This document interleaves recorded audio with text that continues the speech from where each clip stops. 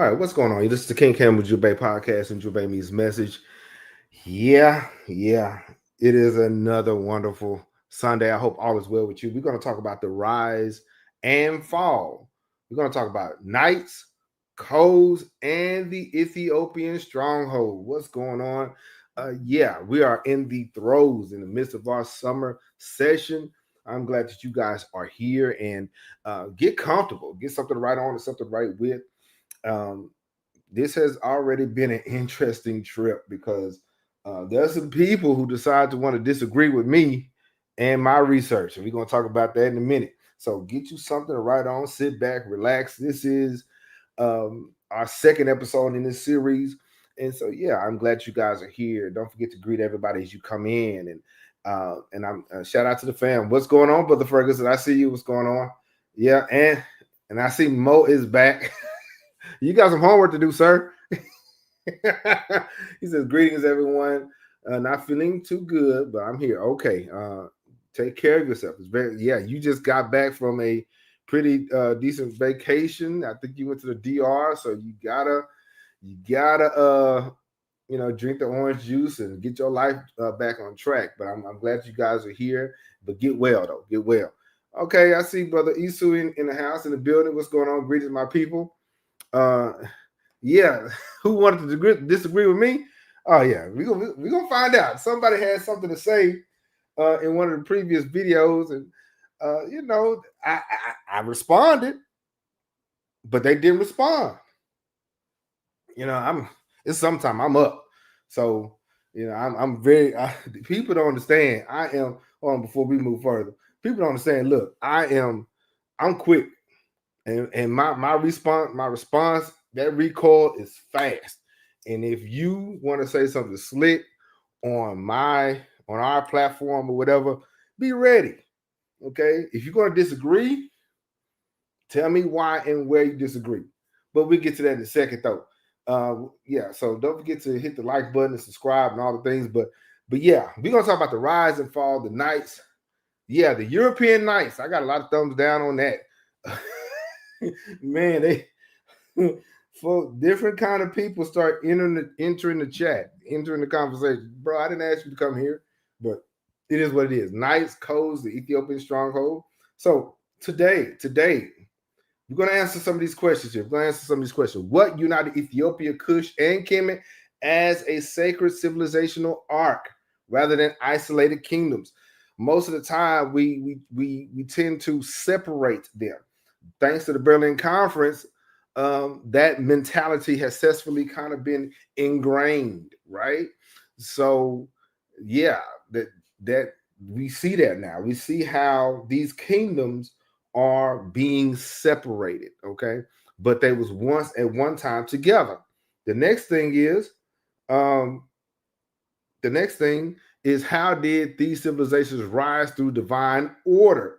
There is an order. There is a process, believe it or not. And that's what that is. And fall through disruption of that order. Okay. So how did these civilizations rise through divine order and fall through disruption of that order? Right. Number 3, who preserved the spiritual lineage after empire and the temple fell? And number 4, what does Ethiopia's guardianship of the ark? And I got to spin the block on the ark, Brother Mo. What does Ethiopia's guardianship of the ark and its living rituals teach us about spiritual continuity in the face of colonial erasure? Yes, sir. All right. So sit back, relax, get you something to get you a little beverage, a little popcorn or whatever. But we're going to engage in this conversation. You know what I'm saying? All right, here it is. So we're going to briefly discuss our 4 pillars, connecting the dots, recap, historical arc, who came and why. We're going to talk about the hidden pilgrims, Lalibela, the temple of the hidden code, Debteras, the defender orders. We always talk about the Knights Templar, Knights of Hospitality, and the European Knights, but Africa had their own orders, their own military rights, their own warriors. Got a few of them later on. We're gonna get to that. So we're going to talk about Debteras and other defender orders, Ethiopian sacred knights, guardians of the ark, the final covenant. sacred rites and rituals. You know we got to do that. And I'm still checking roll. Yes, it's a summer school.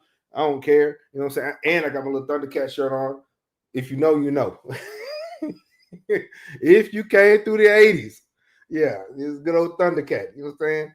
And I'm checking roll, like I said, and we got a little Q&A. So if you have any questions or concerns, get ready. All right. Now, a few weeks ago, we talked about Ethiopia, Kush, and Kemet.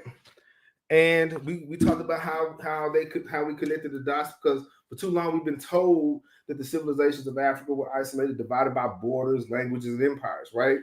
So we talked about Ethiopian highlands. We talked about the cosmic setup, and matter of fact, we talked about the pantheon. A lot of these ancient customs had a similar culture, right? We talked about the Bahur, the god of waters. We talked about Ashtar. And matter of fact, Amun is a common concept along the Nile Valley. And we talked about the Wak, or the city, the sky god, right? Among the Kushite people, the Wak is the ultimate cosmic order. Okay. And once again, if you want me to discuss that ancient pantheon of the Nile Valley before Egypt, let me know. But yeah, the Nile River is the cosmic umbilical cord, and it flows through the highlands. It goes from Uganda all the way up, from the mountains of the moon all the way up to the Mediterranean. Okay, so we talked about that. We talked about the sacred geometry, and we did a bonus where how these temples, not just in Kemet. See, what happens is we hyper focus on Kemet, saying that Kemet is the only place where these temples were aligned to stars, aligned to the sun and the moon.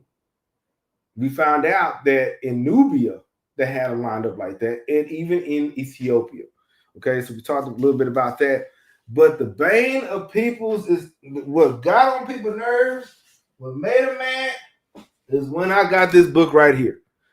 When I cracked this book open right here, and this is written by a non-African or African-American of descent. This book, The Sign of the Seal, was written by Graham Hancock. And in this book, he said them folk was looking, they weren't going to Ethiopia looking for Prester John, they was looking for the Ark. And the Europeans kicked them out. I'm sorry, the Ethiopians, my bad. The Ethiopians kicked them out. Okay, so they was up there, the Knights Templar, and they went up there. They would call themselves trying to fellowship and everything with the Ethiopian Orthodox Church, because they would say, okay, since we're Christian, you guys are Christian, we cool. Not necessarily so. Not necessarily so. So what they did was they was being too nosy, and they were doing too much. In Ethiopia, their military and their priests kicked out the Muslims, and they kicked out the Knights. And I got a lot of thumbs down on that. I don't care. Your homeboy wrote it. You know what I'm saying? Hey, he wrote it. He said that they was out there being nosy, right? Yeah. We're gonna get into that. We're gonna get into the military orders a little bit later on. But yeah, we're gonna get into that. So yeah, that was the bane of that guy. That made a few people mad. It made a few people mad. So, and we talked about the archetypes and the human soul journey. And yeah, we did a bonus episode. We talked about the Amduat in the Book of Gates. Check that out when you get a chance. But yeah, we talked about that. We broke down the Amduat a little bit. We talked about the Book of Gates a little bit. Yeah. yeah. This see they'll straight up get upset when we would cite our own African American people, and they get mad saying that's Afrocentric, but then turn around when Nzungu writes it, they mad for real. Your friend wrote it. He wrote that. He wrote that. So you forgot I'm a historian for real. I went to college for this. So yeah, we finna go get down. Yeah, and this is written by one of their friends too. Okay, so yeah, I'm on one today, and I had some soda. So Yeah, we talked about the Amduat. We talked about there was a difference between the Amduat and the Book of Gates. We talked about that. And the Demet Kingdom, the Crossroads of Civilization. I didn't know about the Demet Kingdom. I didn't know about that. Okay. And the Red Sea trade route. So if you want to get into that, if you want to check that episode out, but we gotta continue. We gotta move on, right? But yeah, I gotta add on to the conversation because there's some people that is low key upset with the words I say. I don't care. I don't. Y'all came to our little sacred space and place to uninvited to say what you need to say. But I'm gonna tell y'all in a minute what they said. Hold on. All right, greet everybody as you come in. Hey, Sister Haynes, what's going on? Yeah. They got the right person on the right day, and I had time. I got time. Oh yeah. So let's get to it. Now, the pillars, of course, we have our pillars, of course, in the Ujumbe podcast. We got 4 major pillars. The pillar Ethiopia, that's the first one. Ethiopia is the source of the sanctuary. Pillar number 2, Kemet, the blueprint of the sacred civilization. Kush in Nubia, the corridor of continuity, and pillar number 4, the hidden code. For the most part, this is where we're gonna kind of rest. This is where our foundation is as far as a podcast. A lot of people would focus on a lot of different things, a lot of different areas, but based on the people's response, based on how they've been responding over the last couple of years, Ethiopia is where we should start. And I think so too. We begin where the Nile River begins. See what I'm saying? So it's very important that we deal with the grandmother, right? Grandmother Ethiopia. This is where the Nile takes its breath. The Nile, it gets its start. All the civilizations in Africa basically started with Ethiopia. Okay? And now dealing with Kemet, of course, we deal with the Kemetic science. We deal with the pharaohs, the Insubiti, and of course, we did the Queen of the South, which was fun. We talk about the temples. We talk about how they're the microcosm of they're the earthly representation of what's above, right? And of course, and Nubia, Kush and Nubia, then the hidden code. Kush and Nubia, a lot of people do not lean into Kush and Nubia. What happens when it comes down to the Nile Valley, when it comes down to the Nile Valley culture, they would just stop at Kemet as if there's nothing else. I've been learning a lot more about Kush and Nubia as we've been going along. Okay, I didn't know that Kush was one group and Nubia was another. Yeah. And of course, we deal with the. We're going to talk about that the next few weeks. I got a bonus. I got another bonus. I know I've been trying to deal with the streams and stuff like that, but I have something else too. And of course, the hidden code, when we deal with esoteric knowledge and symbolism. A lot of you guys have been craving that, so we're going to get into the Kemetic science and the Kushite science as often as we can, whenever we can. Right? That's where we are. And if you enjoy that kind of stuff, if you like that kind of stuff, like and subscribe. If you do not, don't be the ones that hit the subscribe button and then unsubscribe like in an hour. Like, dog, if this ain't for you, it ain't for you. That's how I feel about it. I'm not the type of person that's caught up on a lot of people, a lot of followers. I don't care about that. I want the people that want to be here. Okay, that's how I feel. Okay, and so in this case, we're dealing with Ethiopia, Kemet, and Kush in a sense, right? So let's go. Here it is. So tonight, basically, we're going to return to the sacred corridor where myth and memory and they all connect, right? Africa's highlands held firm as the world around them shifted, fell, and was forgotten. This is not just to me, it's not just a story. This is a journey, right? It's about guardianship. It's about sacred rites of passage. It's about knowledge being passed down, right? As temples were burned in Kemet and secrets were buried beneath the conqueror's feet, right? Ethiopia stood unmoved, unbothered, okay? Its monasteries still humming with chants over the centuries, the scrolls still being written, and their information was untouched by Rome, Mecca, or anybody else. So within her mountains They had sacred blueprints remain encoded in rock and in sacred rites. Okay, so we're going to be talking about spiritual defenders, hidden orders, monks who move like mystics, and the warriors. See, there was a discussion. I'm on TikTok also, but there was a discussion where these folk were talking about it was a different kind of group, and they were talking about Ethiopia, and they were saying that Ethiopia was one-sided when it come down to just praying. I said, no, they had an army too. You know, they can pray and throw hands too, right? So they had the monks, but they also had the warriors too. And so above all, Ethiopia's greatest secret was the Ark of the Covenant. Yes, sir. Yeah, the Ark of the Covenant. We're going to get into that. But this ain't like my favorite movie, Indiana Jones, Raiders of the Lost Ark. This is a process. This is a journey, right? This is unseen most of the time, right? Most people don't know about that. Most people don't understand. They hear about it. So tonight we're going to talk about the rise and fall of Knights, Codes, and Ethiopian Stronghold, right?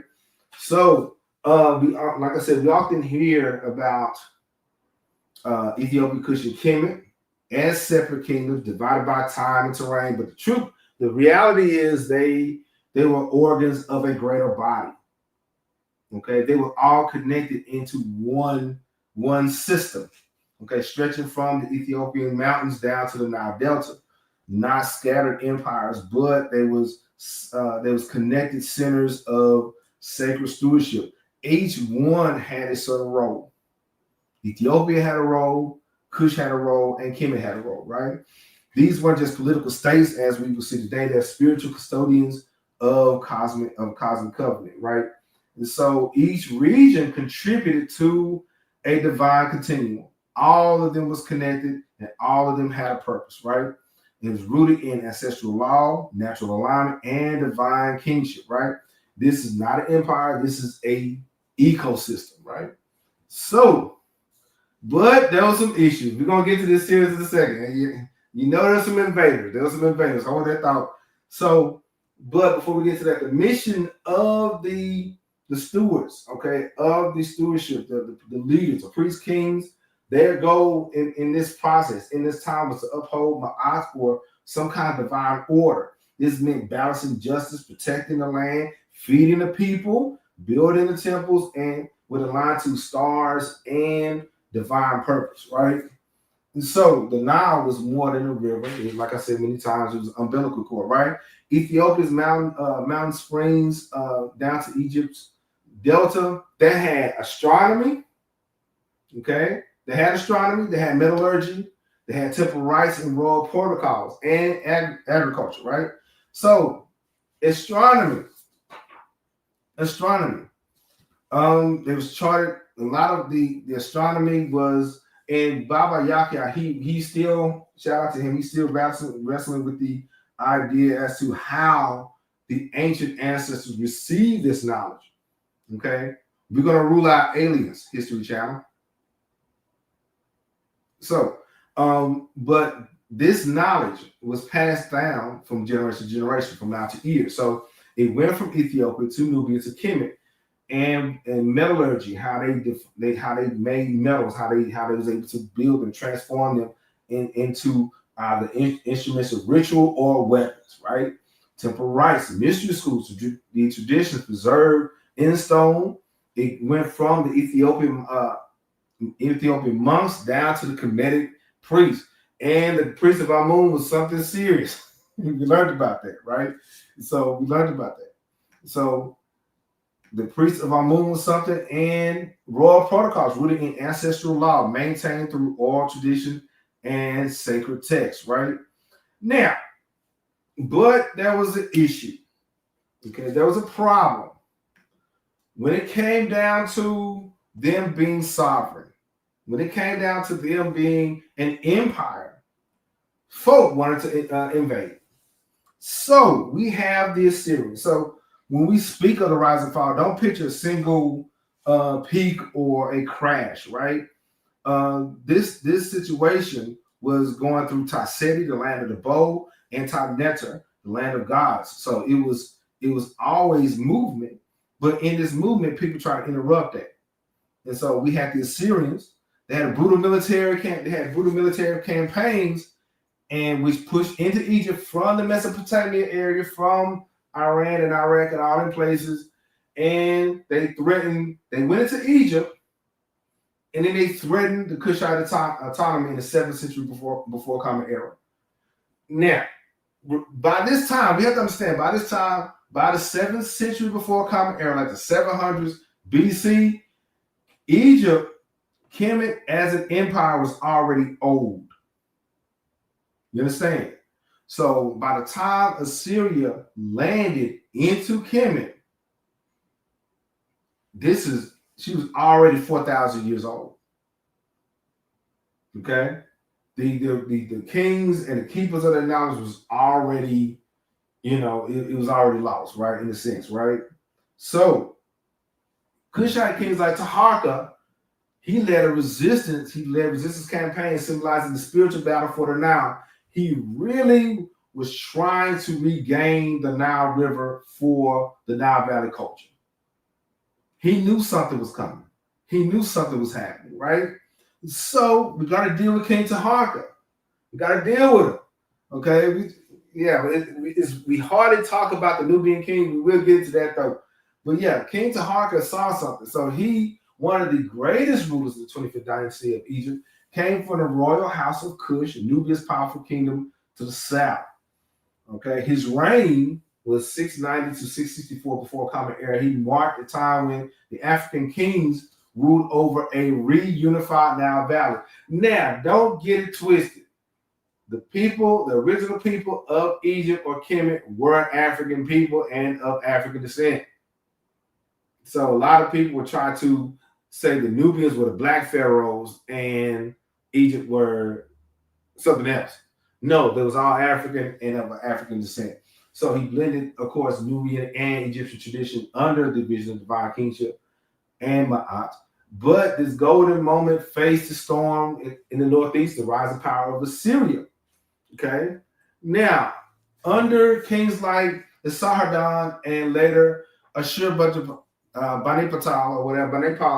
Ashurbanipal sought to expand their empire westward and saw Egypt as a prize. But Taharka, he wasn't playing.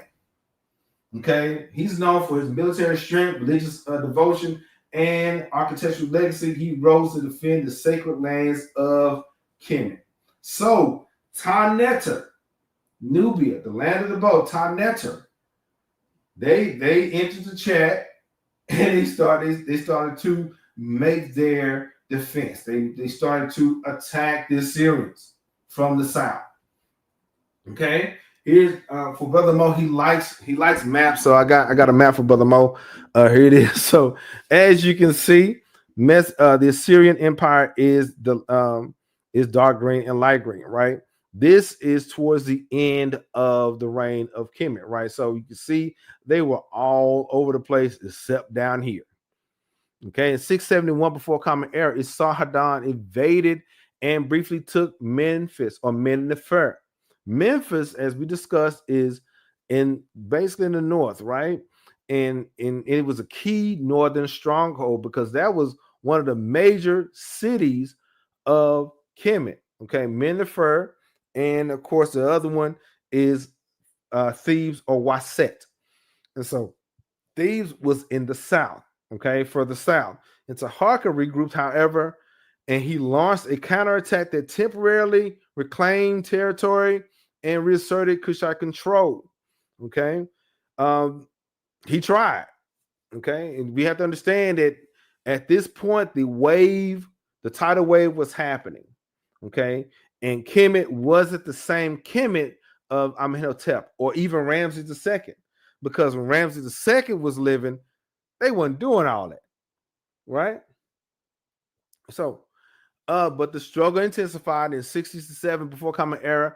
Ashurbanipal sent a stronger force, like I said, a wave. It was just a wave of attacks, right? And despite fierce resistance, Taharka was eventually forced to retreat down to Nubia. Okay, the Assyrians installed puppet rulers but they could never truly erase the spiritual and cultural power of the 25th dynasty.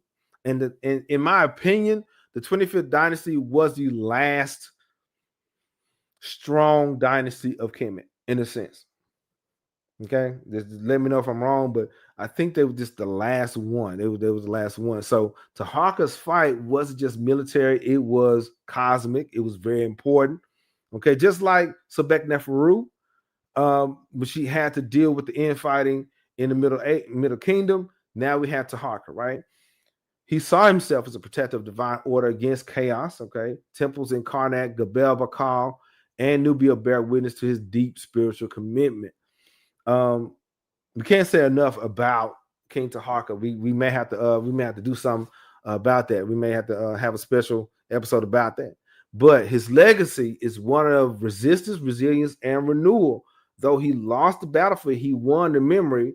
He's remembered as the last great pharaoh to unify Egypt and Nubia under African rule. Now, if you want to know more about King Taharka, type Nubia in the comments. If you want to know more about King Taharka and the kings of the South, all right, we talked about the queens of the South a little bit, about the kings of the South, type Nubia. All right, shout out to Melvin Reed. What's going on, Melvin Reed? Says, teach what you preach. Yeah, I gotta do that. Gotta do that. Brother Mo, he said, thanks for that map, Cam. It shows where and how much power they had. They did. They had a lot. Let me go back to it. Let me see if I can go back to it. Yeah, they had a lot. But remember, this is towards the end. This is towards the end of the reign of Kemet. Okay? We have to understand Kemet was in power for 4,000, at least 4,000 years as a nation. 4,000 years. And there was 4 golden ages, right? So, yeah.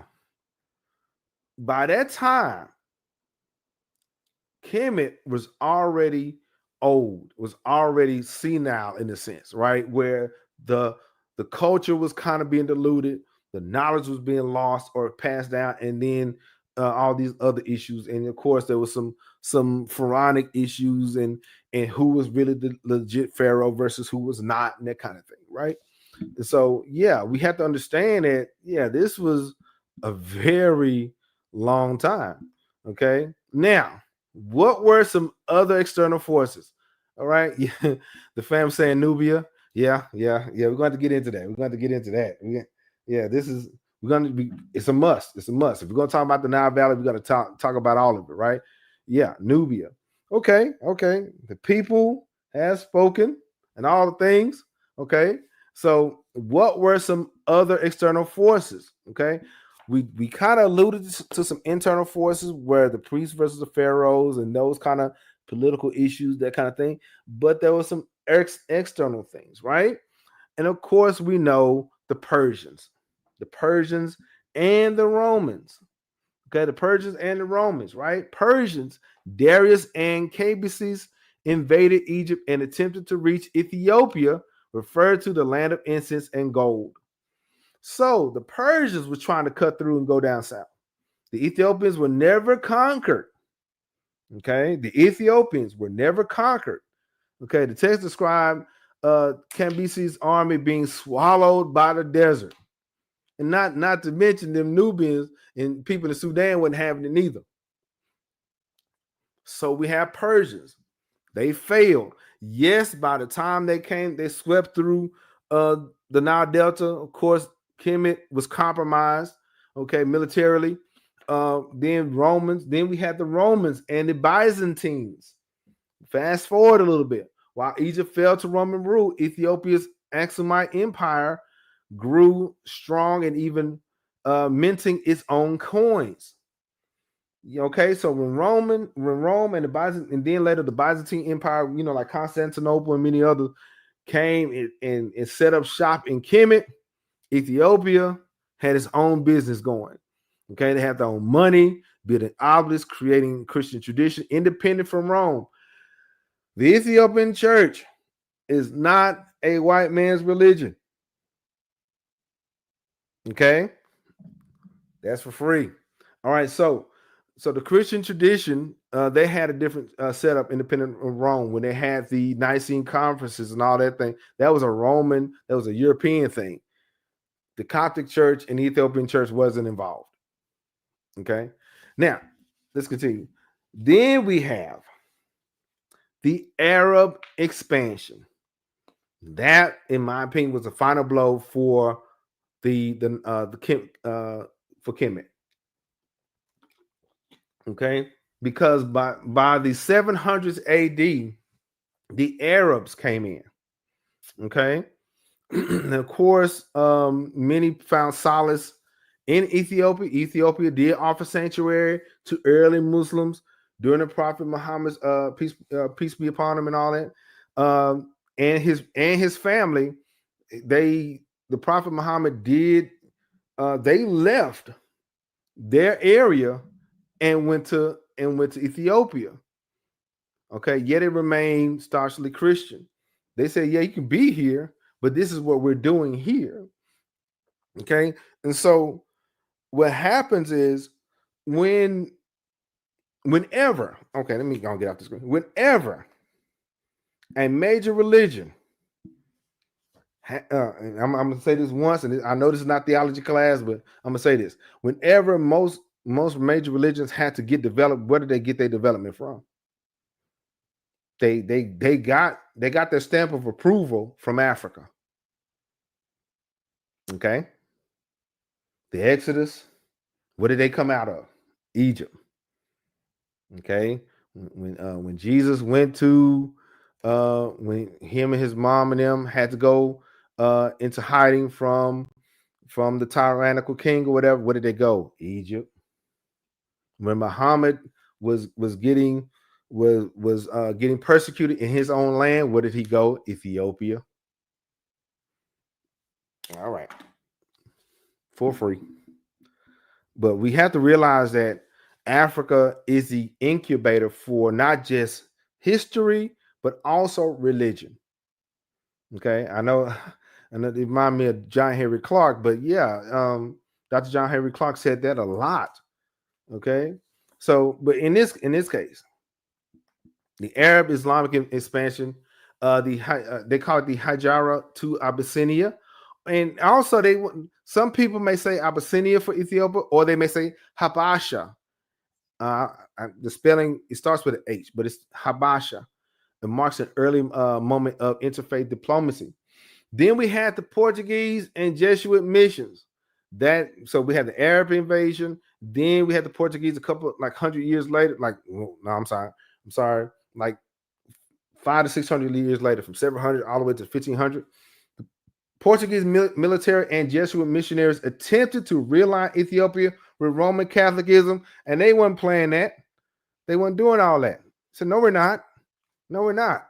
You can't come here and say that your Christianity is better than ours. No, you are a guest here, and that you can't be coming to somebody else's house telling them what to do. And that was their problem.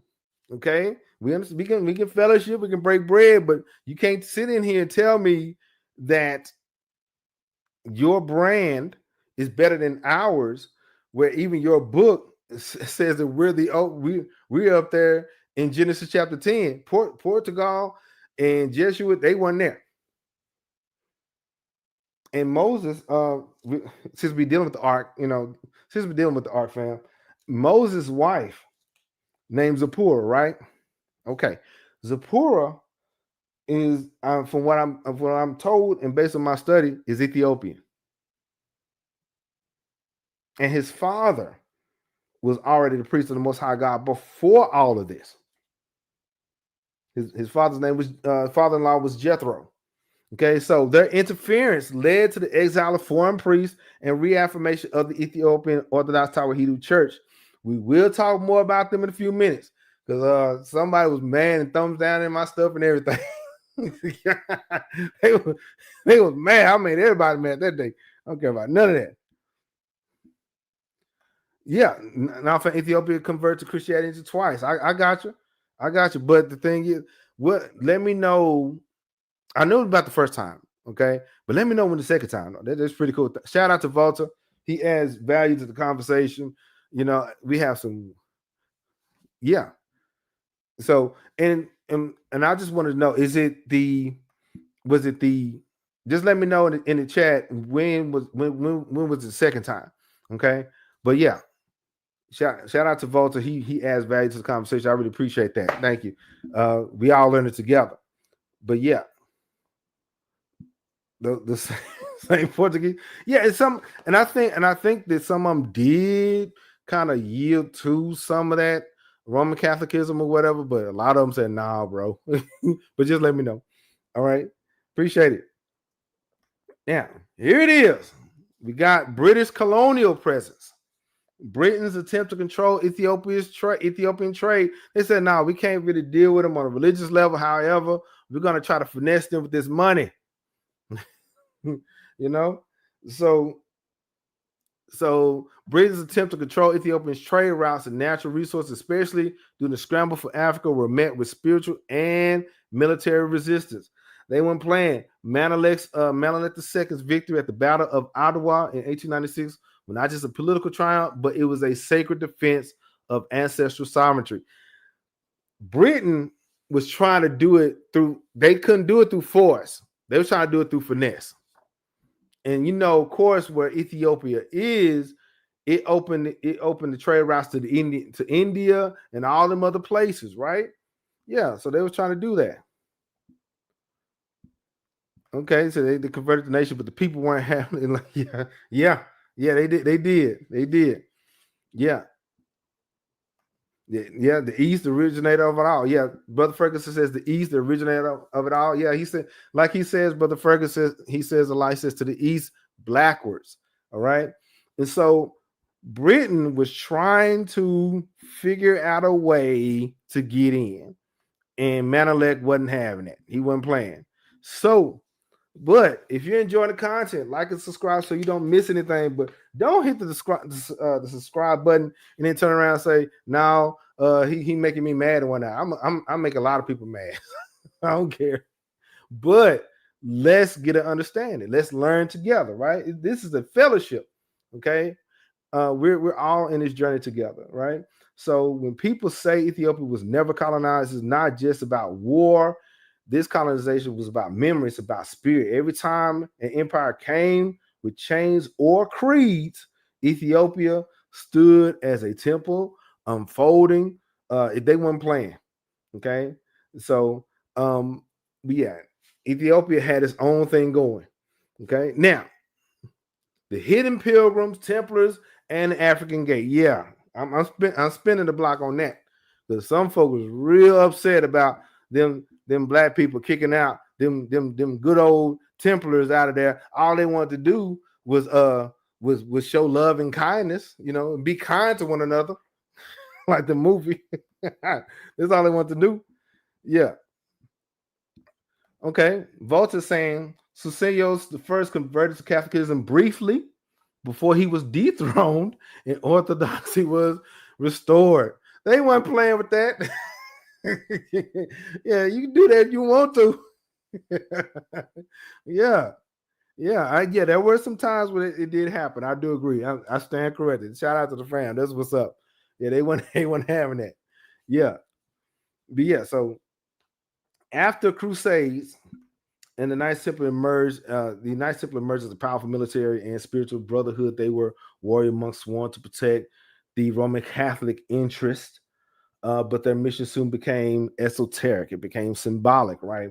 And their base beneath Solomon's Temple in Jerusalem gave rise to rumors that they had recovered ancient relics, scrolls, sacred technology, or even knowledge of the Ark itself.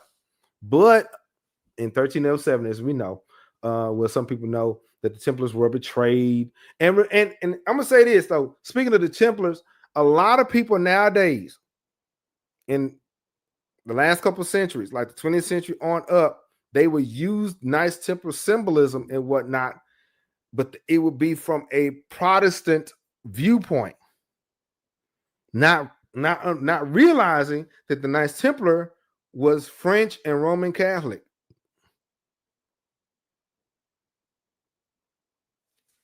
You're welcome.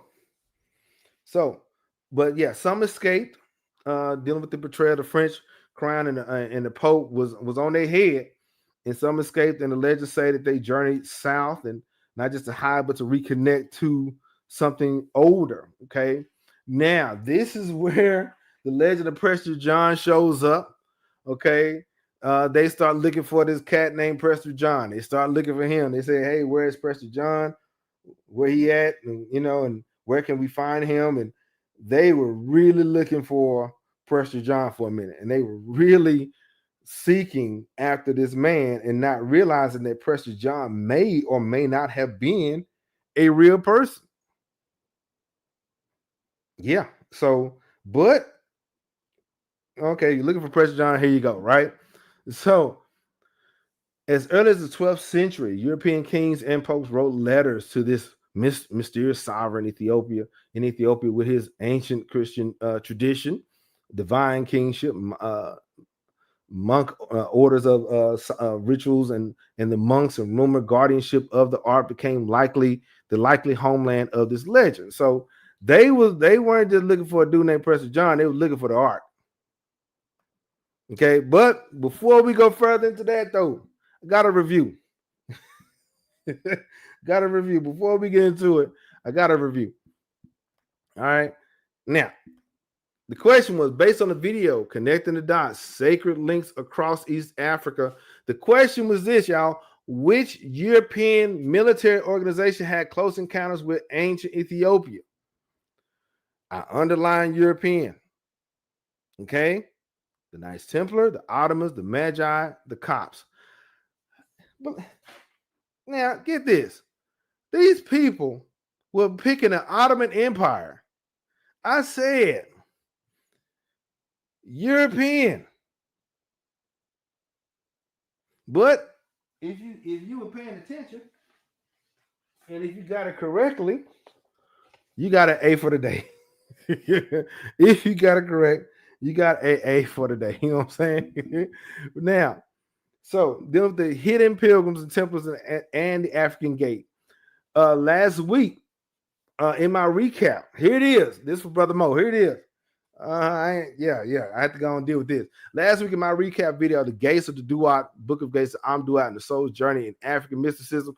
Here it is. This person said this. He said, all false. That was his comment. His name is All Is on ALLIS1. All is one, I guess. 365. All is one, 365. It doesn't have a person's face. My response was this: when you are saying it is all false, what sources do you have to counter this information? Or did you come here to argue? Yep.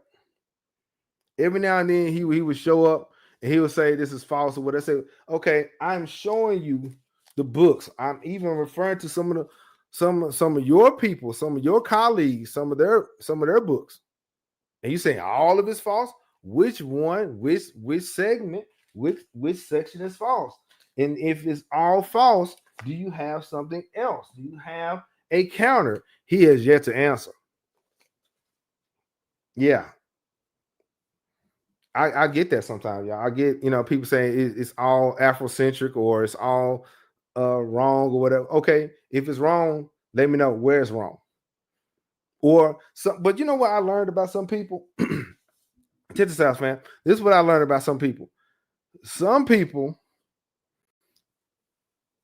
would argue just because they want attention, or they don't know how to say, hey, I don't know this and I need to learn. Some people argue in hopes that you would teach them low key, but I don't have time for that. I would kick clowns out. I would kick clowns out of class. I would do that. Brother Ferguson said, Ray Ray and them mom said so. No, it wasn't Ray Ray and them mom neither. I think it was it was Susan and them. It was one of them. Yeah. Yeah, he just wanted to be heard. Yeah. He said the Pentamak lesson was powerful. I really appreciate that. Yeah, we may have to get back to that because we're gonna really go further south and deal with We're not done with the Penmac and the Nubians. We're not done with that. Yeah. But yeah, Ray him says so.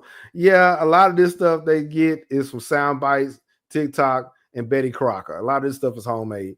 And what really makes them upset is when you ask them where did they get that information from.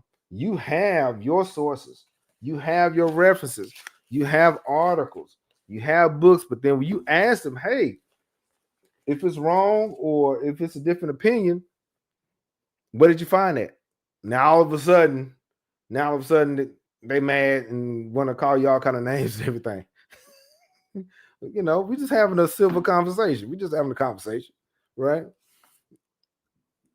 He said, leave Susie alone from the mountains. Well, you know, they the ones that emerge from the mountains and cause chaos like this. You know, Brother Ferguson says, leave Susie alone. and they from those mountains. Well, they the ones who came out the mountains, started doing all this. Spent a lot of time fighting each other, 100 years war and everything. When they got through fighting each other, they want to fight it. They want to fight the whole world. Bro, just say you're hungry. Just say you want some chicken. Shoot. Just say that, bro. Just say you need a hug. You know what I'm saying? Come on, chill out. So that's what that was. All right. So yeah, in Ethiopia, dealing with the Knights Templar in Ethiopia, they found a lot. They found a few things, right? They found a priesthood older than Rome, steeped in solar and lunar rites and Judaic memory. They found churches carved into the mountains aligned with the stars. They found monks who chant coded Zima that resonated with angelic frequencies. They found a kingdom ruled by Solomonic kings, echoing the Templars' own devotion to Solomon's wisdom. You talking about King Solomon, they doing that work. Very similar to Sobek Neferu, where she was exemplifying what the Egyptian priests were reading about. He said, you heard about this, but we're doing this. We're doing the work, right? Yeah. And so I think Brother Ferguson, what he say? He said, yeah, we're over here in this nice little corner learning. Yeah, we all over here in King Cam Ujumbe Podcast. We all fellowshipping, we learning. We don't need all that negative attention. We don't need all that over here. Yeah, I get it. But yeah, so that's what they found. They found the priesthood. They found churches duly established. They found a system already done. They found monks and in order. That's what they found. Okay. Now we discussed the Knights Templar, but we will be talking about the military orders of Ethiopia in a few minutes. So get ready for that. Yeah, I'm excited about that. Yeah. Shout out to Mo. He asked the question, what about the other? What are some other military orders in Africa? Yeah, we're gonna get to that. So far we talked about the 4 pillars, connecting the dots. We did a recap, historical arc, who came and why, the hidden pilgrims, Lalibela, we're gonna get into that, the Debteras and Defender orders, Ethiopia's sacred knights. We're gonna get into that. Guardians of the Ark, the Final Covenant, sacred rites and rituals, and I'm checking roll. And I may have something esoteric on my sleeve too. Now, Lalibela. Okay, Lalibela, the temple of the hidden code. See, in the 12th century, King Lalibela of the Zigwe dynasty commissioned a series of rock-hewn churches unlike anything in the world, right?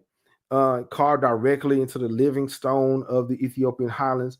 These 11 monolithic churches were said to have built with divine assistance, completed in a miraculously short time through a fusion of royal vision and angelic labor. But these weren't just churches; they were blueprints, right? And so it was 11 churches, right? And it was built out of living rock. In other words, they didn't carve it out of a quarry and then move it to that location. They just cut everything out in one place, right? And so in this case, I'm sorry, let me get back to that. Dealing with that, Lalibela was meant to be the New Jerusalem, right? It was built. Its symbolism runs far deeper. Scholars and mystics alike point to several layers of sacred coding within it. It had an astronomical alignment. Okay, certain churches align with solstice sunrises and constellation points, marking seasonal thresholds and divine appointments. And of course, we discussed the underworld descent. The complex begins with churches associated with suffering and descent. Then it ascends upward towards resurrection and divine union, mirroring the ancient mystery schools path from death to rebirth or resurrection, right? They also had initiatory pathways. The narrow passageways and symbolic trenches serve as spiritual tests, requiring purification, silence, and surrender before one can reach the heart of the complex, which, for example, like the Church of St. George or the Church of St. Mary. Some believe that Lalibela is not just symbolic of Jerusalem, but it can be pre-Christian or pre-Judaic. It connects to the Judeo-Christian African temple science. Many of its chambers reflect older system, okay, an older monotheistic religion, okay. So it is if, say, for example, as if King Lalibela wasn't trying to mimic the Holy Land, he was revealing what came before that. That's what I think. I think he wasn't just trying to imitate Jerusalem. He was trying to make he was trying to resurface or resurrect the old way or the old path of Ethiopia, right? And remember, the oral tradition says, for example, the ark was present in Ethiopia long before Lalibela, before he even came into existence. Some even believe that one of the churches was constructed over a sacred line or sacred area to amplify, say, the ark's energy, the ark's power. Okay, Lalibela then is a temple encoded full of vibration, full of power, where stone and sound and shadow create a living interface with the divine or with the Neteru, right? So when you walk, if you ever get the chance to travel, go to Lalibela, you don't just go underground, you go inward. That's a journey. One day I am going to road trip to Ethiopia. I am going to do that. You know what I'm saying? And I'm going to take a bunch of pictures. But yeah, I want to go. I want to visit the family in Ethiopia. But now, here it is. Debteras and Defender Orders, Ethiopia's Sacred Knights. Yep. But before I get to that, I got a question. Before I get to that, I got a question. Now,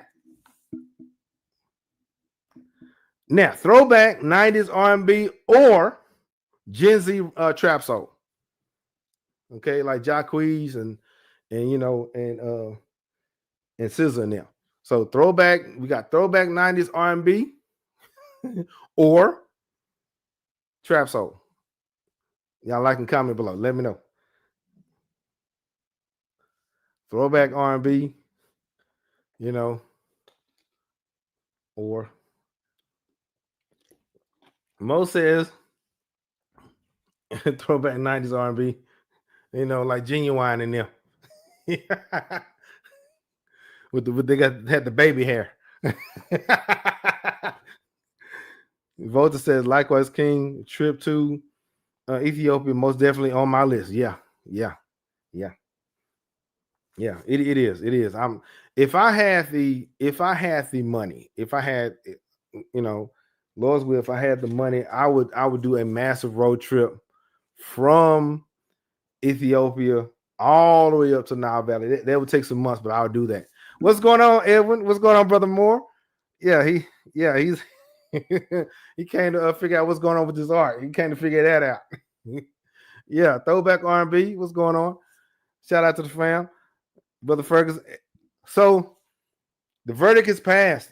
Okay, the people have spoken. 90s R&B. So be it. Okay, African royalty. Shout out to the fan. Peace, Brother Cam. I picked throwback. Yeah. It had when I'm gonna say this. Man, look, That girl had Jodeci in them out there in the desert with leather pants, singing, "Baby, I'm begging." I'm just saying, in the desert, leather pants, or you in the rain, like boys to men talking about you down on bending knee and everything with a tuba player next to you. Yeah, man. Yeah. So yeah, 90s R&B wins. Yeah. Yeah, road trip. Yeah, man. Well, I gotta fly. We gotta fly first. You know what I'm saying, and then go. Yeah, I'm saying that I want to be able to go to Ethiopia, fellowship with the fam down there, then go to Sudan because we gotta chop it up with the fam in Sudan, and and the Aswan people, then go to Kemet. Yeah, yeah. Well, he has a interesting proposition. One day you get a trip together for the channel, and we can all go. Man, that'd be cool. That'd be cool. Yeah, that'd be cool. He said, yeah, back down the Nile Valley. Yeah, going down up south. Yeah, going from Ethiopia all the way up. Yeah, that'd be cool. Yeah, but it's still a road trip, man. You know what I'm saying? Go out there and fellowship and everything. All right, let's go. All right, so the Debteras and defender orders. Okay. Yeah. There is a lot of issues going on in Sudan right now. It is, and their brothers and sisters, and the same thing going on in Ethiopia. Really, it's and meanwhile Europe is watching. Yeah. So Debteras and defender orders Ethiopia's sacred knights. And so Debteras was more than said, we got to deal with the hidden warriors, the hidden orders of the Ethiopian world, or the Nile Valley world, the ones the world forgot. We heard about Templars, we heard about the Knights, in Europe, but we even talk about, sometimes we know about the samurai, and things like that. But what about Debteras, right? Now, the Debteras were more than priests. Okay, they were more than priests. They were mystical scribes, exorcists, astronomers, and protectors, trained in secret. Often from childhood, they memorized sacred books that were never written down. Okay, so yeah, some information may be written down, but there's some things that are going to them from mouth to ear that outsiders may not get, right? And Debteras perform powerful incantations and carry amulets encoded with divine names and cosmic formulas. They defended the land with words as much as weapons. They didn't just pray. They didn't. They not just pray and everything. They kind of threw hands too. They defended the land with the words and as much as weapons. And they stood at the crossroads of medicine and magic, scripture and science. You need them both. You need all of these things. What happens is we hyper focus on one and neglect the others, right? And so we have the Debteras, the Zamani. I may be pronouncing it wrong. Shout out to the family Ethiopia. Let me know. The Zamani warriors, a term used for those trained in the spiritual art of liturgical chant as a form of energetic warfare. The Zema wasn't just music; it was protection. Chanting the right in the right tone at the right time was believed to create shields, awaken the angels, even the Netaru or the ancestors, or even disrupt enemy spells. Because in Africa, we believe it's not just a physical warfare, but there is a spiritual warfare, right? These chants could call down divine energy into real-time situations, elevating their community's vibration in the face of oppression. That's the Zemini War. This is a picture of the Zemini Wars. I think it's about 100 years old. They have their shields, they have their spears or their guns. They ready. They ready. Okay. Them shields and them swords weren't just for show. Okay, okay, it wasn't just symbolic. It wasn't just ritual. You don't get that. So, yeah. So now we have the order of Tekle Haymanot. Tekle Haymanot is centered at the sacred monastery of Debteras, Lebanos. The order is built upon the life of Ethiopia's most beloved saint. Tekle Haymanot is said to have stood in unbroken prayer for 7 years until one of his legs gave out. That's a long time to pray. That is a very long time, right? He prayed for 7 years. Would you pray without breaks? No break. Okay. He prayed until his legs gave out. Man. Okay. In iconography, he is depicted with wings symbolizing the divine service, his ability to transcend, and his role as the protector of the spiritual realm. Okay. Now, his order combined monistic discipline and divine guardianship. They were spiritual sentinels who held vigil not only over sacred books and relics, but over the energetic gate between the heaven and the earth. Okay. The wings of Tekle Haymanot are not myth, they are metaphor. He's the embodiment of sacrifice, inner flame, and spiritual vigilance. Okay. Yeah. Let's see what the family's saying.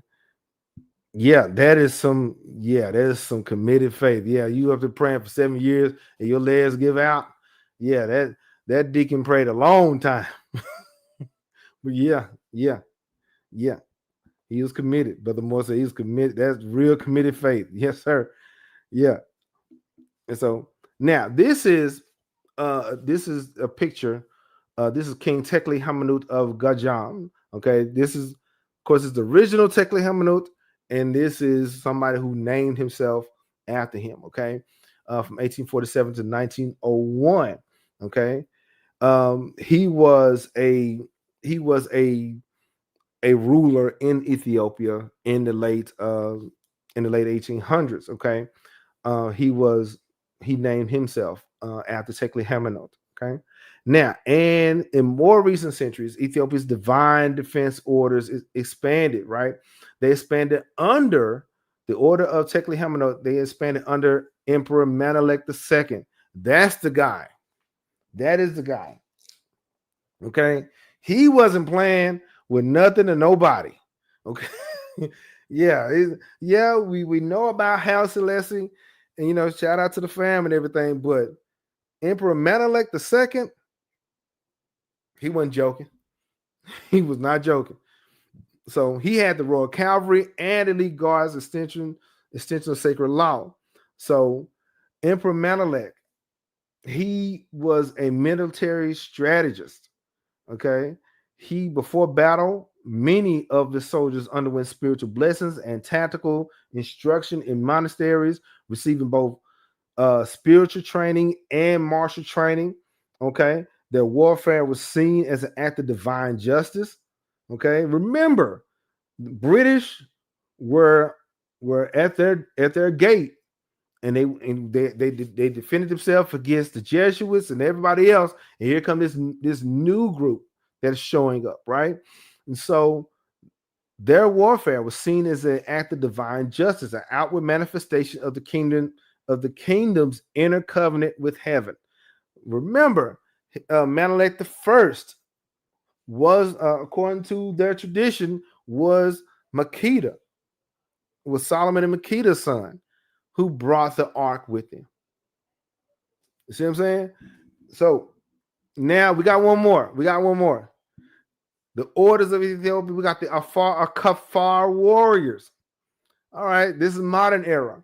Okay, the Kafar people, also known as the Danakil, are a Kushite ethnic group primarily residing in the Horn of Africa, specifically in the Afar region of Ethiopia, Eritrea, Djibouti. They were renowned for their warrior culture and traditional weaponry, including the carved knife.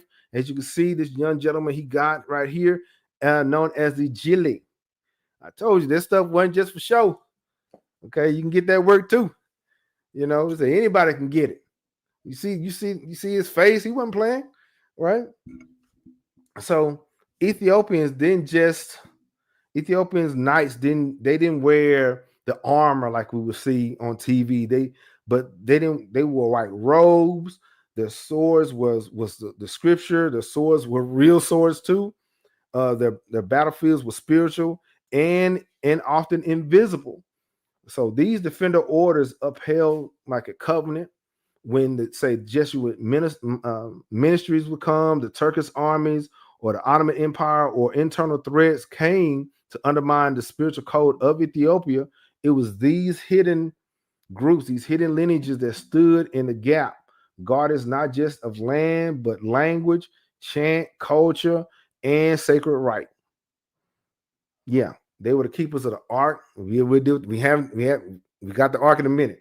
The ark's frequency not always physically near it, but they were guarding its principles. They guarded what it represented.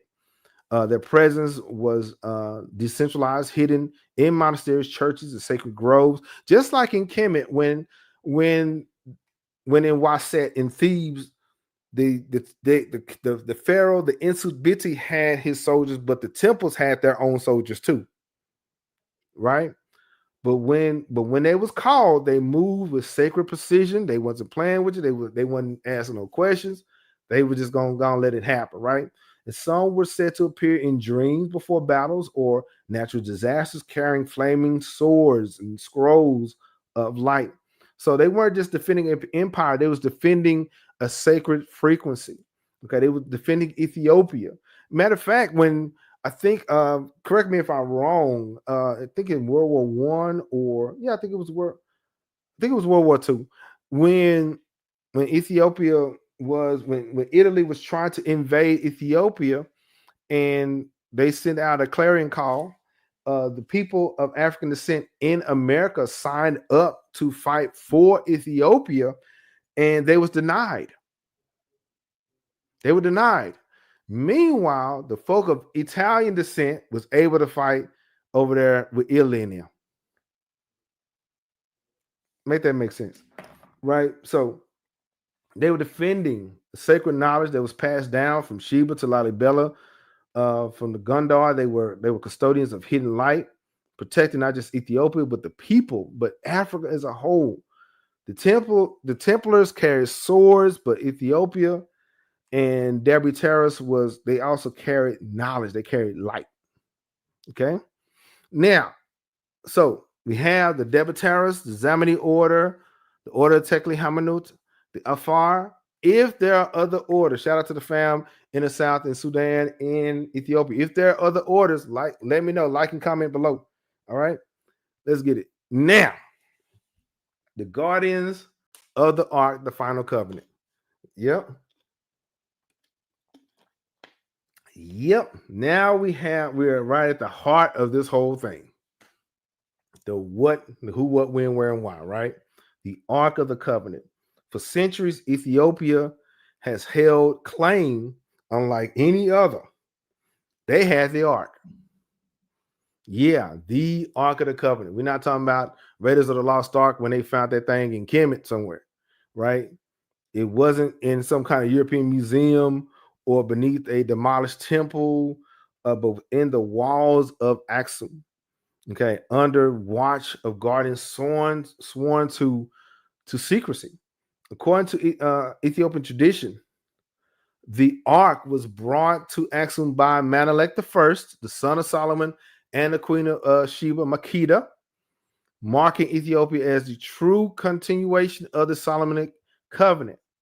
This sacred transference placed Ethiopia at the center of a divine lineage. Okay, with a responsibility to preserve both the relic and cosmic agreement is symbolized. Okay.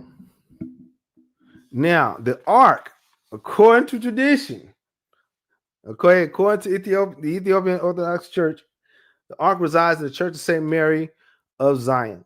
Okay, watched over by a single guardian selected through divine guidance by senior priests. Okay,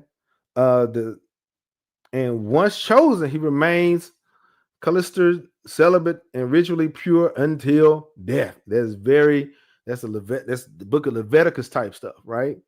And so the guardian undergoes he undergoes esoteric rites that include fasting, sacred reading of hidden scrolls, and deep communion with the ark's spiritual frequency. His role is more than ceremonial. He is understood to be spiritually merged with the ark. By the way, this picture is by the New York Post.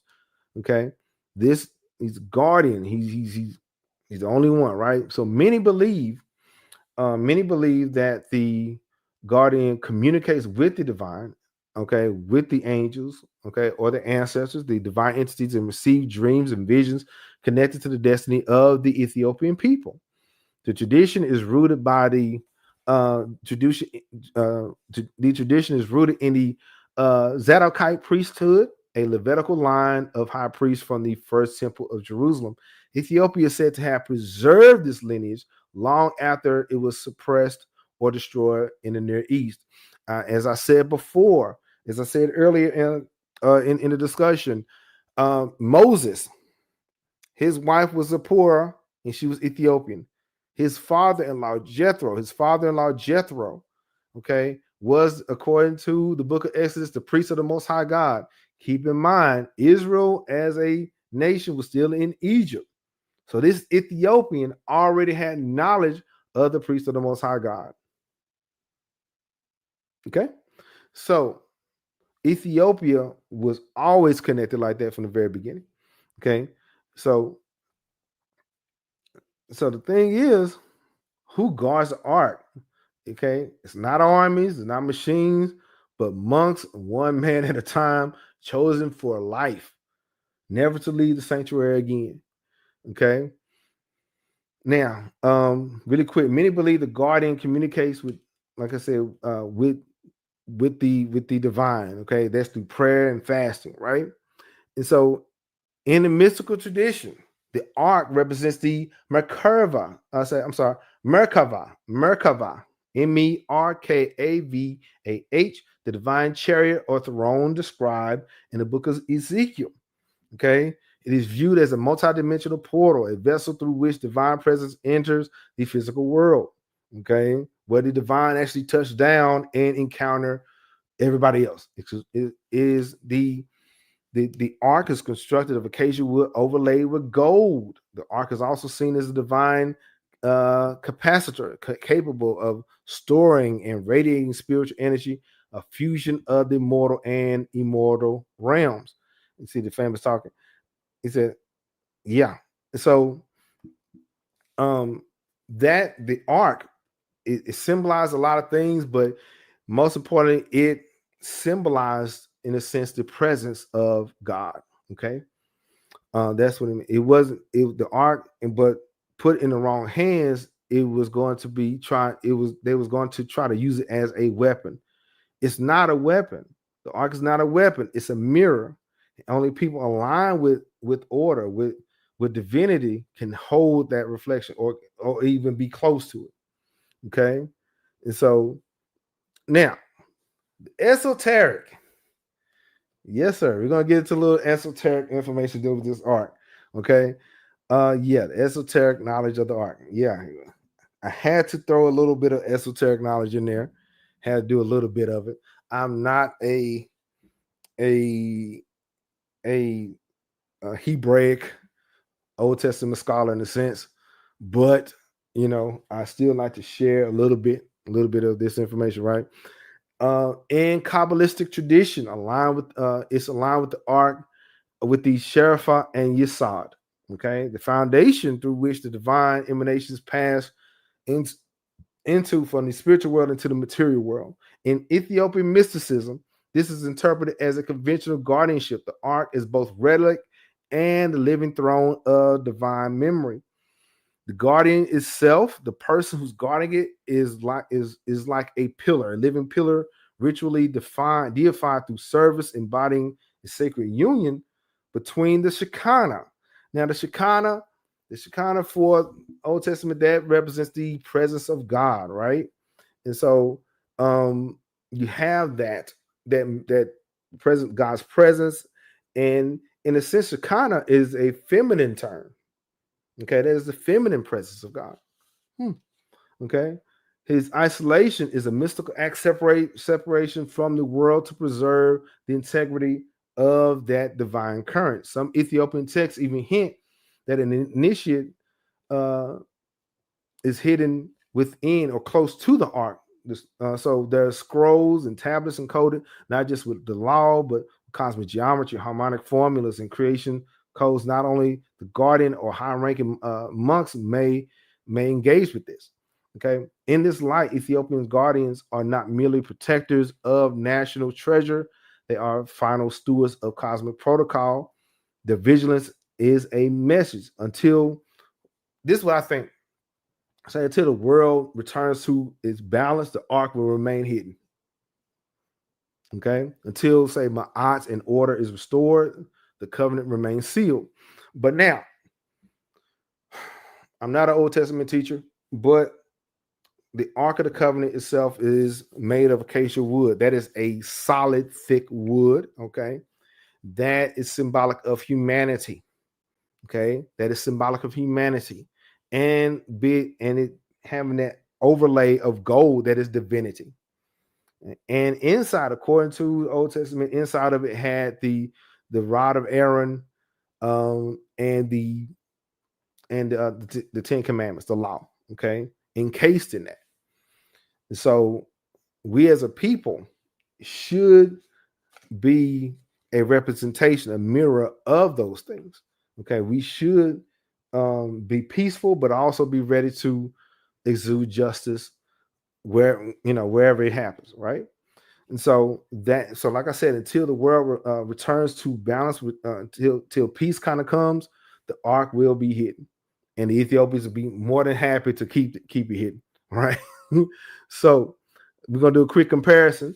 While the West fights over relics and ruins, Ethiopia, they guard the information, they guard the flame. The ark isn't just a box; it is frequency, and the one who guards it becomes the ark's shadow itself.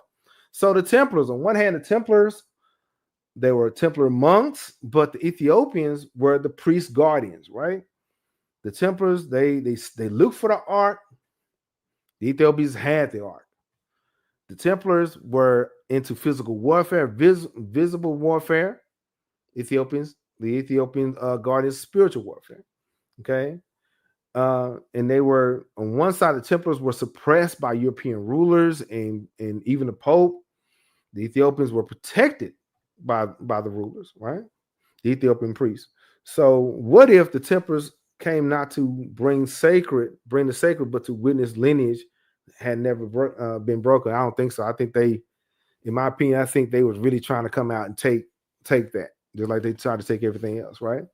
Now, really quick, sacred rites and rituals, temple protocols, and cosmic ritual science, right? Now, let's get into the innermost part, the inner science of sacred rites and rituals that bound the world of the spirit and the physical world in the state of in the ancient Ethiopian, Kushite, and Kemetic continuum. In these African civilizations, ritual was not just a symbolic theater. It was operational technology. It was a sacred science. Okay. Every temple ceremony, every incense that was being burned, every chant, libation being poured was part of this whole cosmic order, right? So Ethiopia, its legacy was carried through intricate liturgical cycles, especially in the Ethiopian Orthodox Church, chanting of the divine liturgy, the in Ge'ez, Geez, Ge'ez, the sacred tongue, was believed to echo the angelic languages spoken at the dawn of time. Priests would anoint the altar with holy oils infused with frankincense and myrrh. You heard that a lot. Frankincense and myrrh, only really found in that area. Substances known for their spiritual resonance. These oils were not just it wasn't for aroma. It was more than that, right? It basically those incense and the aroma was going up as prayers and praise, right? In Lalibela, the city, rock-hewn churches, sacred processions that would pass through symbolic tunnels and cross-shaped passageways reenacting the soul descent and resurrection. Every step, every bell, every priestly movement mirrored the journey through the celestial underworld, echoing the earlier Amduat in the Book of Gates. In Kemet, temple architecture itself was ritualized. Each structure mirrored the human body. Okay. Um, each structure mirrored the human body. We broke down I think we did a little bit of Hatshepsut's temple before, but we may get back into that again. And in a previous video, we discussed Hatshepsut's temple. It represented the different phases, represented the different phase of an initiate, and the sanctuary or the holy of holies or Jeseru represented the mind of the person, right? And so the inner sanctum, where the divine image was housed, was the spiritual equivalent of the heart of or for some people that are into that, the pineal gland. Only the high priest, ritually purified, could enter and commune with the deity during those rites. These rites were synced with solar movement, especially at equinoxes, solstice, and we are in the midst of summer solstice right now. Well, about like a week or so. Yeah, when the veil between realms was the thinnest. Okay, these they were energetic equations, these chants and these incense, the orientation of altars, how the altars were situated, where they were placed. They open portals, they reset vibrational frequencies of an entire nation. So even the robes worn by the priest represented something, right? Let me see what the family's saying. Yeah, it says, Brother Melvin Reed, he said, I beseech you, brother, teach what you preach. And Brother Ferguson says, sacred science to us, but the other side, mumbo jumbo, that they can't understand. This is correct. This is correct. This is correct. To those who don't understand, they're not going to understand, right? So even the robes worn by priests in Ethiopia in ancient Kemet were encoded with sacred geometry, colors representing divine forces, patterns reflecting star charts, the thread counts aligned with numerological value. Even sacred dancing or liturgical movement was also more than, say, praise. It was invocation. It was a outward expression of what was happening to the soul.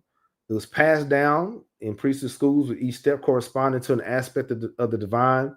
The Ethiopian Kene poetry, composed in layered allegories and metaphors, were performed during rites to conceal sacred meanings from the uninitiated. Okay, and we have things like the Timket celebration, water rituals during the Epiphany. That is, during the springtime. Okay, but not springtime. That's Easter. Epiphany. Epiphany. I'm trying to get my church calendar together. That is earlier in the spring. That is like in the winter time almost. Enacted Christ's baptism, and also recalled the older Nile and the white Nile and blue Nile ceremonies of purification. Okay, flood renewal and spiritual rebirth. The merging of Ethiopian Christianity with indigenous water rights preserved ancient metaphysical science under the language of Christian idea. So when the priest raises the cross above the water, he's not just asking the blessing. There's a continuation. There's a continuation of the process. So from the Nile temples of Kemet to the stone sanctuaries of Lalibela, sacred rites maintained it maintained divine favor, divine order. So understand, when we talk about rituals in Africa, we're talking about it's more than superstition. Okay, it's a custom, it's culture. And today we talked about those rights being they try to suppress it, they try to commercialize it, or they just write it off and misunderstand it, right? But they carry something higher, they carry something greater. These lineages, these chants, these processions, these rhythms are part of what we do and who we are, right? But check this out. Thought about this though. I got a question. Who are the Ethiopian people? As I was doing this, this is like something I thought about. Who are the Ethiopian people? Because we would think it's just one group. Is it this person? Okay, is the Ethiopian people, is he the representative of Ethiopia, or is it she? Okay, who are the Ethiopian people? Okay, who are they? Or is it him? You see, normally the Western world would see one phenotype or one type of Ethiopian and not the others. Okay, these guys are Ethiopian also. Okay, he's Ethiopian, she's Ethiopian, he's Ethiopian, right? They're Ethiopian. Okay, so who are they? Okay, these Ethiopian also. Okay, what happens is the commercial Western world will show you one group of Ethiopian and not show the others, which is not fair. Okay, now, but shout out to, while we out here, shout out to the Amhara, the Somali, the Sidama, the Tigrayans, the Garaj, the Afar, the Oromo, the Waliata. Okay, I may be mispronouncing it. Y'all just correct me. The Gamo, but remember, out of all these people, we are still one. Okay, we're still one. Now, so we just got to talking about the rise and fall, Knights Code, and the Ethiopian Stronghold. And that being said, this summer we are in the midst of a new series, Ethiopia, Kemet, and Kush, a unified sacred art. Yeah, this is what we're doing this summer. Okay, we got a lot of things to address and discuss, so we're gonna get in on it this summer. We're gonna have a good time, and I do have some book recommendations, including the ones I just showed you, but I have a few more. Okay, we got that, and somebody asked the question: can you break down the Meroitic script? We did some Meta Nature, okay, but we will do our best to discuss some of the Meroitic script. It is not really deciphered, but we will try. Okay, I'm not going to say I know how to do it, but I will do the homework. Okay, shout out to the family who put me to the task of that. So if you want to learn more about Ethiopia, Kemet, and Kush, hit the like button and subscribe. Okay, we're going to get into that. So we do have a segment we will be dealing with. We got a special Thursday series with the Echoes of Nubia. So on Thursdays, we will have pre-recordings on Nubia. Okay. And that being said, this Thursday, we will have a recording on the Three Crowns. It is a recording. It will not be alive. It'll be recorded. So the question, who is she? I do not know. Very popular picture, though. Very popular. I think it did come out. It was made in the late 1800s, though. Okay. But yeah, she is from Sudan. Yeah, she is regal. Yeah. And you see the ancient scarification. And the argument is the Heru Em Aket, or the Sphinx, is the Sphinx is not a man. It is the face of a woman with Nubian scarification. Okay. Yeah. Shout out to African royalty. She is Nubian. Yeah, she is Nubian. The question just, do we know her name? You know, ancestors' names are, ancestors, their names are important. Do we know her name? You see what I'm saying? But yeah, for sure. We are in agreement. She is Nubian. Yeah, for sure. All right. So yeah, so this Thursday, we're going to have a recording. It will come out, the Three Crowns. We're going to talk about the we're going to talk about how these three crowns of Ethiopia, Kemet, and Kush came to be before the divide, right? And next Sunday, all right, here it is. Then Sunday, we'll enter the heart of this lineage, the women who carried it all. Okay, we're going to talk about the role of women. Okay, the prophetess, queens, divine mothers of the Nile Valley. We're going to get into that, because without them, there is no ark, there is no Nile Valley culture. There is no order. There's nothing, right? So yeah, next Sunday, we will have another live discussion about that. So yeah, get ready for that.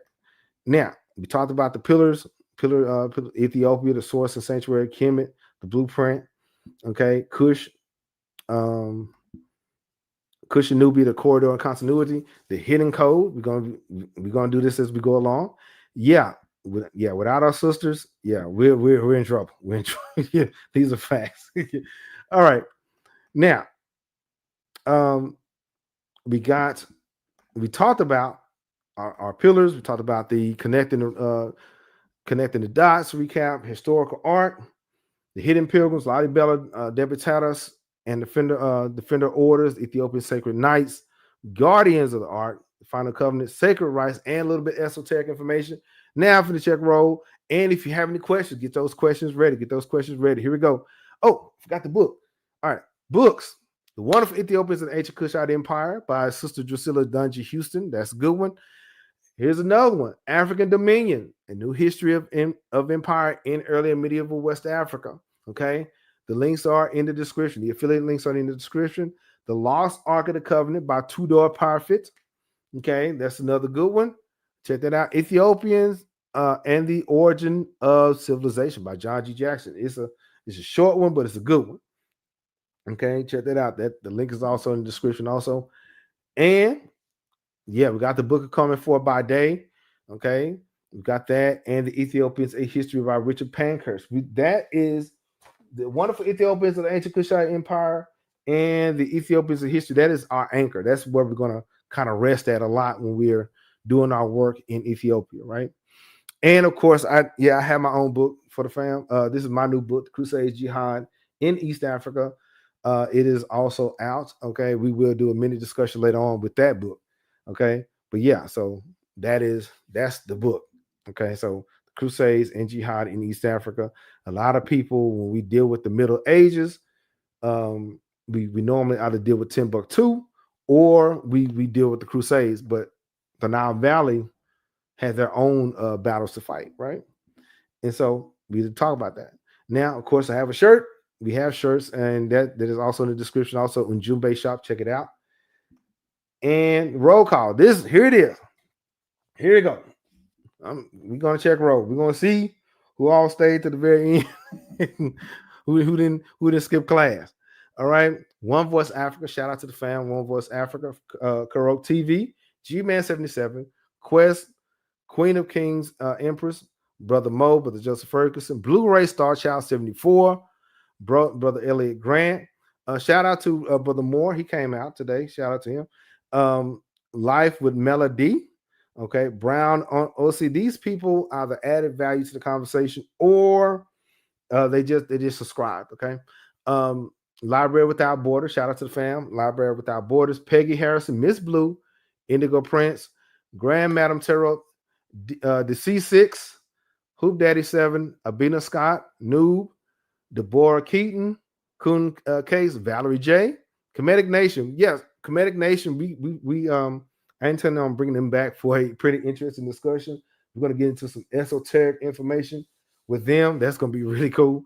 Mia Gia Mir, Gaharli Artistry. Shout out to them. Mark Carroll, Zep Tippy Slim, and TikTok family. I'm back on TikTok to terrorize them for a little bit. And if you are present, and I didn't call your name, comment here. I think Mo already jumped the gun. But yeah, if you're still here, okay. And shout out to African Royalty. Okay. They came through. Shout out to the fam African Royalty. I see some others. Brother Melvin Reed. Okay. All right. He shout out to the fam. All right, really appreciate it. Now, let me see. All right. Now, we got Books a Million. It's a Black Thing. Ethiopian Airlines, Amazon, Unice, all and Micah's Hair, Love and Love Me Hair. The affiliate links are in the description. Check them out. Yeah, I gotta check roll. I gotta check roll. Look, I am a veteran teacher. This is year 12. Yeah, this is year 12 for me. No, you won't get credit to the end. Yes, sir. Well, shout out to Brother Moore. Shout out to him. But yeah. So if you like the content, if you liked it, share it with somebody who you think might enjoy it, or share it on your social media of choice. Share it to your social media of choice. Okay. But yeah, we are growing. Okay. There's a lot of things that we would like to do. But if there are any questions, okay, if you have any questions or ideas, you can comment it, or you can just let me know in the chat. But yeah, we just talked about the rise and fall, Knights, codes, and the Ethiopian Stronghold. Now, if you want to catch up with our Ethiopian playlist, we got a playlist on Ethiopia. And if you want to check out the Connecting the Dots episode, I got it for you also. What's your thought on the question is? Okay, here we go. What is your thought on summer? Can we add? So can we add it to the Ethiopian Kemet Kush trilogy? Summer. So the question is, what is my thought on summer? Can we add it to Ethiopian Kush and Kemet trilogy? Yeah, we can. We can put them in the mix because Sister Houston did mention those empires as a part of Ethiopia. Yeah, we can. Yeah, Sumer and Mesopotamia. Yeah, we can get down. I just had to do my little homework and put it in the mix. Yeah, I had to put it in the mix. But thing is, this is not just me talking. This is for you guys. See what I'm saying? If you have, because some of you guys will ask questions, and I will get to it. Okay, and just like when you guys mentioned Nubia, in a few weeks we'll deal with the 25th dynasty. We will deal with King Taharka. So it is already up my sleeve. Yeah, I appreciate it. Said Brother Moore said, "Good job, brother. Good content and knowledge." Yeah, that's what we do here. Okay, we got to tell it all, because what happens is, some people would amplify one side and neglect the other, right? When they would mention, say, pre-dynastic era, pre-Islamic era, pre-Christian era, but then when those eras show up, they get quiet. No, we got to tell it all, right? Good or bad, right? So, but I'm learning too. I'm learning new things too. Last spring we had the Queens of the South series, and I learned a lot. them people in Egypt, they was different. They got a little political, right? But yeah, so we're all learning together. Are there any other questions or concerns? Yeah, we have a playlist on Ethiopian Kush. We got that. So if you want to catch up with that, check that out. And we got the Connecting the Dots. We have that. But yeah, I think Volta mentioned Epidemac. Yeah, we're not done with him either, because here's the thing, Brother Volta. Check this out. We are going to make the link between the Sphinx, Sekhmet, and Epidemac. Yeah. We're gonna do that. We're gonna do that. Yeah, we got the little thunder cat. Yeah, we got to do that. Yeah, we got to do it. Because I think Brother Mo asked for it before, and also Heteru and Naphtaliah, how Naphtaliah was made. But if there are no other questions or concerns, don't forget to hit the like button, subscribe, share with somebody, and check out our playlist. This is the summertime. This is our summer series, and I'm thankful that we're all here together one more time. But if there are no other questions or concerns, you listen to King Cam Ujumbe Podcast, Ujumbe means message, and we talked about the rise and fall. And we talked about the Knights, we talked about the codes, and sometimes before we go, whenever we hear the rise and fall, we think it's the demise or civilization being destroyed. No, it's not. It's just a continuation of the same thing, but just in a different form. You see what I'm saying? So just think of it like that. Think of we've seen these things before. We've seen the good, bad, and the ugly before. Okay. African great class. I need to catch up. Yeah. Yeah, yeah. But we got time. Okay, we have a playlist together. We have a playlist together. Yeah. Okay. Shout out to Abena Scott. Okay. Is that Abe Untu? Soto name change. Okay. Yeah. Okay. All right. So shout out to the fam. The fam is chimed in, and I really appreciate you guys. Yeah, we have the playlist. We have all those wonderful things. We have a playlist if you want to catch up.